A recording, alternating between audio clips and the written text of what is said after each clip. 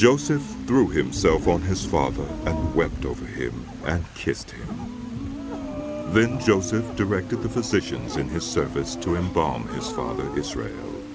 So the physicians embalmed him, taking a full 40 days, for that was the time required for embalming.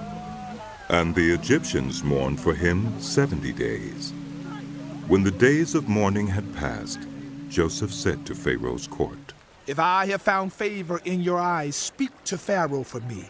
Tell him, my father made me swear an oath and said, I am about to die.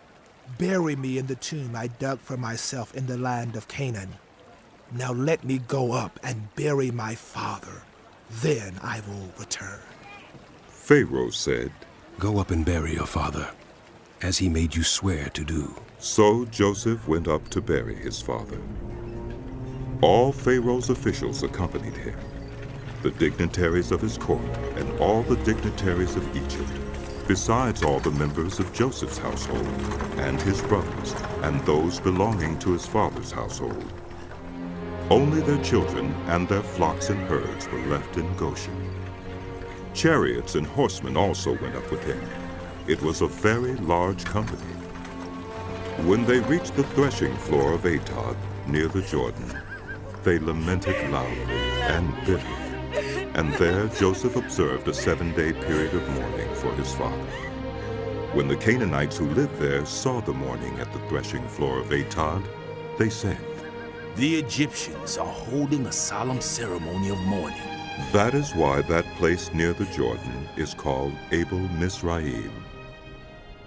So Jacob's sons did as he had commanded them. They carried him to the land of Canaan and buried him in the cave in the field of Machpelah near Mamre, which Abraham had bought along with the field as a burial place from Ephron the Hittite. After burying his father, Joseph returned to Egypt, together with his brothers and all the others who had gone with him to bury his father. When Joseph's brothers saw that their father was dead, they said, "What if Joseph holds a grudge against us and pays us back for all the wrongs we did to him?" So they sent word to Joseph, saying, "Your father left these instructions before he died.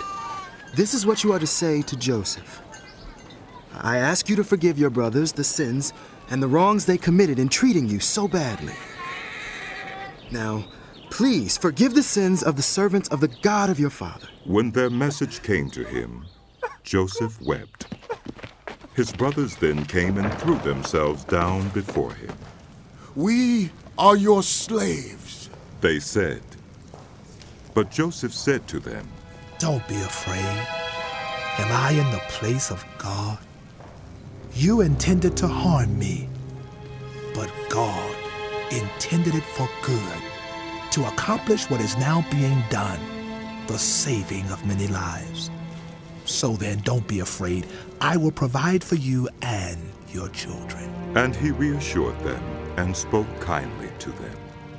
Joseph stayed in Egypt along with all his father's family.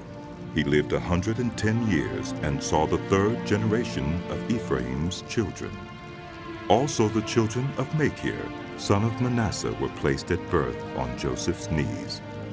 Then Joseph said to his brother Israelites, "I am about to die, but God will surely come to your aid and take you up out of this land, to the land he promised on oath to Abraham, Isaac, and Jacob." And Joseph made the Israelites swear an oath and said, "God will surely come to your aid, and then you must carry my bones up from this place." So Joseph died at the age of 110, and after they embalmed him, he was placed in a coffin in Egypt.